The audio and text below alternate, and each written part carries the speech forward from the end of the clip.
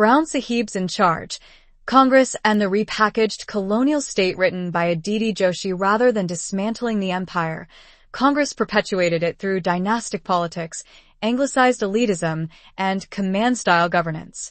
Nehru's rule symbolized a republic where sovereignty was transferred but the colonial state remained intact, stifling genuine democracy and Indic renewal.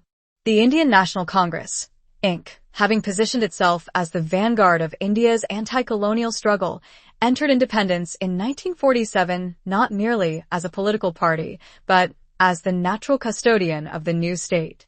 To the masses, Congress symbolized sacrifice, resistance, and the promise of Swaraj. Yet the reality of governance under the Congress leadership was starkly different. Far from dismantling the colonial state apparatus, the Inc. chose to preserve, repurpose, and in many cases reinforce its structures. The colonial legal codes, the centralized bureaucracy, and the elitist patterns of administration were all retained with minimal alteration. What was expected to be the birth of a new political civilization was instead the continuation of the old imperial machinery, with sovereignty transferred only in name. At the center of this continuity stood Jawaharlal Nehru, India's first prime minister and the towering figure of the early republic. Nehru embodied the paradox of independence, a leader who purportedly fought colonial subjugation yet internalized its idioms of governance. His preference for centralized authority, his Anglicized lifestyle, and his embrace of Western political idioms reflected a mindset still tethered to colonial modernity. The Congress under his stewardship inherited not just the institutions of the Raj, but also its authoritarian reflexes, silencing dissent, suppressing regional aspirations, and elevating an elite political class above the masses. This phenomenon may be described as colonial continuity, a post-colonial political order where the outer skin of power was Indian, but its inner mechanics remained colonial. The Raj was not dismantled, it was domesticated. Instead of a radical transformation towards Indic modes of governance rooted in village autonomy, Dharmic traditions, and linguistic cultural plurality, India witnessed the re-entrenchment of the colonial state under the Congress banner. In this sense, 1947 represented less a rupture with empire and more a transfer of custodianship from white rulers to their Indian successors. Preservation of colonial structures. The expectation in 1947 was that independence would usher not merely in political freedom, but in civilizational renewal.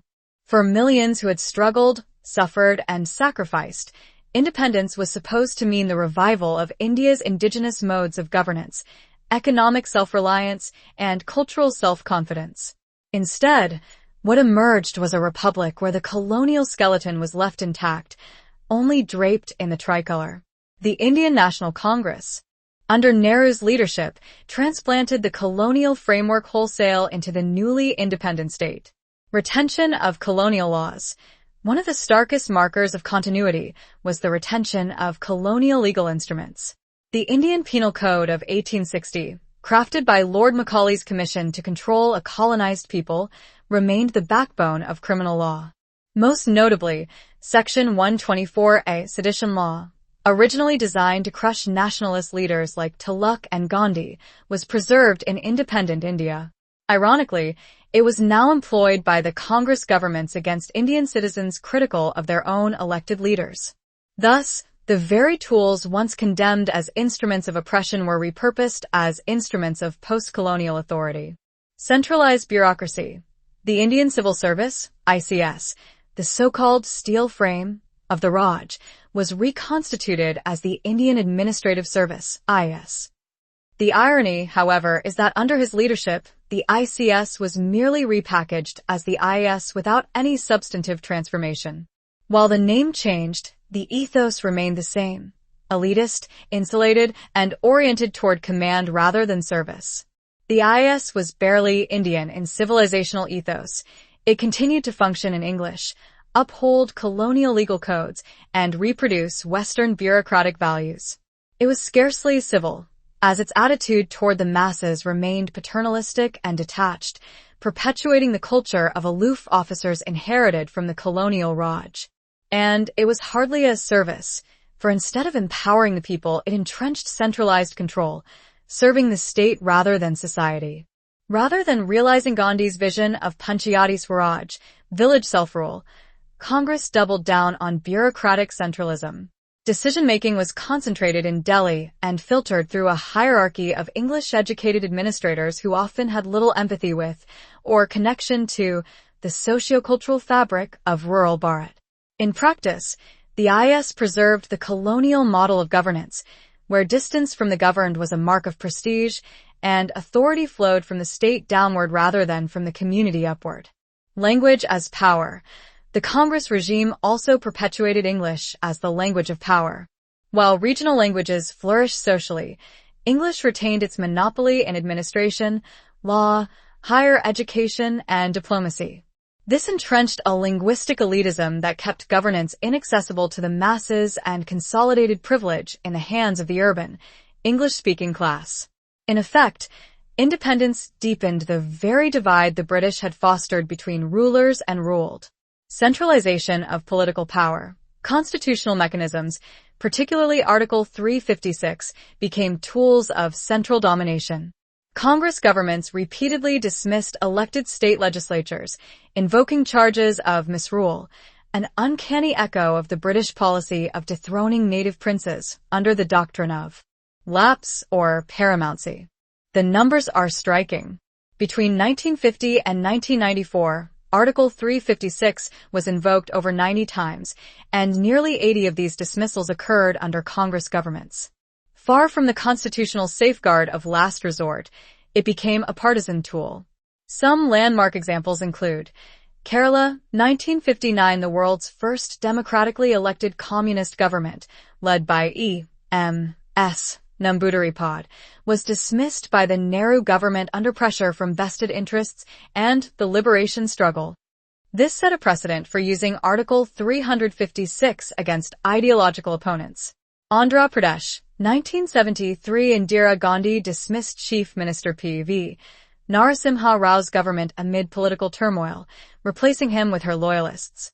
Tamil Nadu, 1976, the DMK government led by M. Karunanidhi was dismissed during the emergency, a move widely criticized as politically motivated. 19 dismissals by Indira Gandhi during her tenure, 1966 to 1977, 1980 to 1984. Article 356 was invoked nearly 50 times, making her the most frequent user of this provision. Her interventions often targeted states ruled by non-Congress parties. Economic controls. Economically, too, the Congress reproduced colonial habits, merely repackaging them in the idiom of Fabian socialism.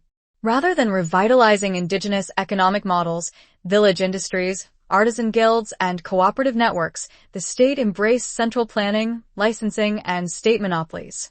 Borrowing heavily from British economic institutions and Soviet-style central planning, the Congress leadership under Nehru inaugurated the experiment of the 5-year plans, beginning in 1951. These plans were envisioned as instruments of rapid industrialization and modernization, yet they consistently failed to meet their stated targets. For instance, the second 5-year plan, 1956 to 1961, modeled on the Soviet paradigm, fell drastically short of its industrial and agricultural goals.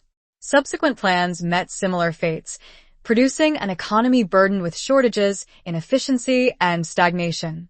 Rather than fostering Gandhian self-reliance through village industries and cooperative models, or encouraging dynamic industrial freedom through competitive enterprise, Nehruvian economics entrenched status monopolies. The state became both producer and regulator, concentrating power in sprawling public sector undertakings, while private enterprise was smothered by controls. The result was the notorious license permit quota Raj, where entrepreneurs required state approval for everything from capacity expansion to imports. This model, far from liberating India economically, reproduced the command and control mentality of colonial rule, a small elite directing economic life from Delhi, while the masses remained outside the engines of prosperity. By the 1970s, India was derisively labeled as part of the Hindu rate of growth economy, where average GDP growth stagnated around 3 to 3.5% per annum, barely keeping pace with population growth. Cultivation of a political elite. Finally, the Congress nurtured a new political aristocracy, indistinguishable in outlook from the colonial ruling class. Many of its leaders were Oxbridge-educated, fluent in English parliamentary idioms, and more at home in international salons than in India's villages. Clad in symbolic khadi but culturally distant, these brown Sahibs became the custodians of power. Detached from Bharat's civilizational roots, they embodied a continuation of colonial governance, an insulated elite ruling over a disempowered populace. Nehru's imperial tastes. Jawaharlal Nehru, India's first prime minister, is often hailed as the architect of modern India. Yet many of his choices ended up reinforcing the very colonial legacies he claimed to transcend. His governance style, cultural leanings, and political symbols did not mark a radical break from the Raj. Instead, they reflected its reconstitution under Indian leadership, preserving continuity where a decisive decolonization was expected. Imperial residences. Nehru's decision to reside at Teenmurthy House, the former residence of the British Commander-in-Chief, symbolized the unbroken chain of colonial privilege. The seat of imperial authority was seamlessly transferred to the Congress leadership, sending a message of continuity rather than rupture. What might have been an opportunity to signal decolonization by moving into a more modest or symbolically Bharatiya residence was instead used to reinforce the aura of imperial grandeur. Anglicized lifestyle. Personally, Nehru cultivated an Anglicized worldview. His tailored suits, westernized dining habits, and aristocratic mannerisms bore the stamp of European education and elite upbringing. While he occasionally donned khadi for symbolic purposes, his natural cultural environment remained closer to that of a European liberal aristocrat than a Dharmic statesman rooted in India's traditions. This lifestyle was not incidental.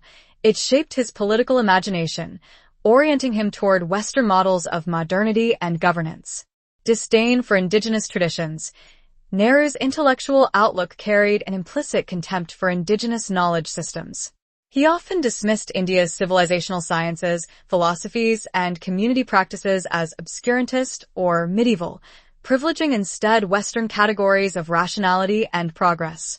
This was an internalized colonial bias, echoing Macaulay's disdain for Indic learning. Rather than leading a renaissance of India's knowledge traditions, Nehru sought to reforge India in the mold of Europe. Darbar-style leadership. His mode of mass politics replicated older patterns of hierarchical spectacle.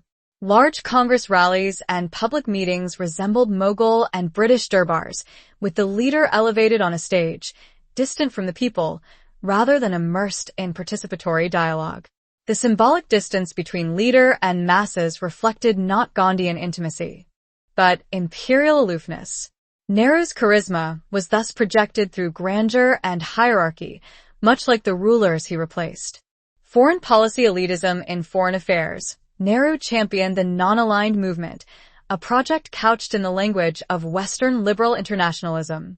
While presented as a bold assertion of independence, its idioms and frameworks were derived from European diplomatic traditions rather than Indic statecraft. Ancient concepts like Rajadharma, the ethical duties of rulers, or Vasudhaiva Kutumbakam, the world as one family, were largely absent in his articulation. His foreign policy, though ostensibly independent, reflected a continuation of colonial epistemology. Symbolism also revealed this continuity. India remained a member of the Commonwealth under the British Crown, effectively acknowledging the monarch of its former colonizer as a symbolic head. Colonial-era honors, bureaucratic rituals, and laws were preserved. Rather than constructing new civilizational symbols of freedom, the Nehruvian state chose to perpetuate colonial ones, signaling not decolonization but cultural submission. Colonial reflex in suppressing dissent. If colonial continuity could be observed in the structures Congress preserved, it was equally evident in the manner the party dealt with opposition and dissent. Instead of nurturing a democratic culture of debate and pluralism, the Congress often replicated the colonial state's authoritarian reflexes, treating dissent as sedition, criticism as treachery, and communities as dispensable. Post-Gandhi assassination pogroms. 1948. The assassination of Mahatma Gandhi by Nathuram Godse in January 1948 unleashed a wave of retaliatory violence, particularly in Maharashtra, where Chippewan Brahmins as a community were collectively targeted. Houses were burnt, properties looted, and individuals assaulted, not because of individual guilt but because of their caste identity. This resembled the logic of colonial collective punishment, where entire villages or groups were penalized for the actions of a few. Instead of restraining mob fury and upholding justice, Congress governments allowed the pogrom to fester, revealing both political opportunism and disregard for civilizational values of fairness, nyaya. Censorship and repression. A second pattern was the stifling of intellectual freedom. Newspapers faced restrictions, and writers were harassed for straying beyond the boundaries of Congress-defined nationalism. A telling example is the case of Majru Sultanpuri, a celebrated Urdu poet. In 1949, he publicly recited a poem that suggested Nehru, despite his democratic facade, was no less a tyrant than Churchill or Hitler. Nehru, perceiving this as a personal insult, invoked the colonial-era sedition law, IPC 124A. Majru was arrested and imprisoned for nearly 2 years. This incident underscores how Congress, rather than dismantling colonial legal instruments, used them to silence dissenting voices, mirroring the very methods once used against nationalist leaders. Democratic deficit. Perhaps the most striking illustration of Congress's anti-democratic tendencies was its handling of electoral processes. Though India prided itself on being the world's largest democracy, a finalized national voter list was not completed until 1993, a staggering 46 years after independence. For decades, elections were conducted on the basis of provisional or incomplete rolls, leaving large sections of the population disenfranchised. This delay cannot be seen as mere administrative inertia. It reflected the Congress's unwillingness to democratize the polity while it enjoyed unchallenged dominance fully. The party prioritized the consolidation of centralized power over the empowerment of the electorate. Dynasticism and autocratic tendencies. The internal structure of the Indian National Congress revealed a striking dissonance between its democratic rhetoric and its monarchical practice. Far from being a party governed by open contestation and merit, Congress evolved into a dynastic institution where leadership was treated as a hereditary entitlement. The trajectory of Congress leadership, from Jawaharlal Nehru to Indira Gandhi, to Rajiv Gandhi and later Sonia Gandhi and Rahul Gandhi, resembles the lineal succession of a royal household more than the democratic transfer of authority within a political party. Each generation consolidated power not through institutional processes, but through the symbolic legitimacy of family lineage. This hereditary consolidation entrenched a political aristocracy at the heart of India's democratic system, blurring the distinction between modern republicanism and feudal monarchy. In effect, the Congress Party functioned as a political dynasty cloaked in democratic form, perpetuating the colonial tradition of concentrated authority in a ruling elite. This dynastic consolidation was complemented by autocratic tendencies in governance. A telling example emerged during the UPA era, when Prime Minister Manmohan Singh, constitutionally the head of government, was relegated to a secondary role. On multiple occasions, it was Sonia Gandhi, the Rajmata of the Nehru dynasty, who met visiting heads of state and conducted high-level political negotiations, effectively reducing the prime minister to a ceremonial figure.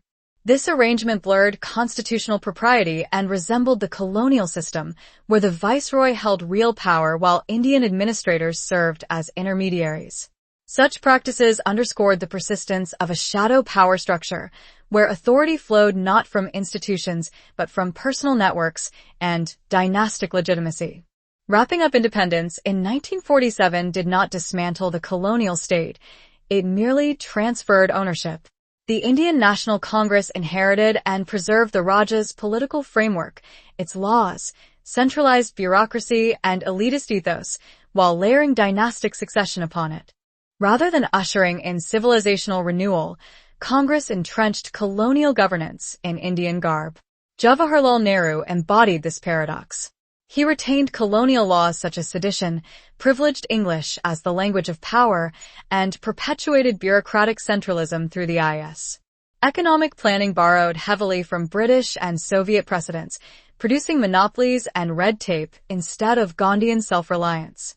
Nehru's Anglicized lifestyle, disdain for indigenous traditions, and acceptance of imperial symbols like the Commonwealth deepened this continuity.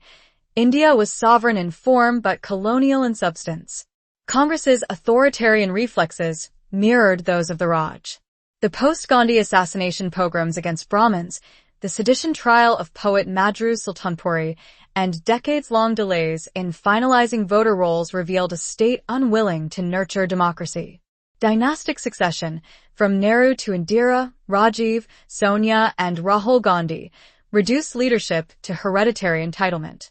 Thus, the Congress was not an agent of decolonization, but the custodian of empire.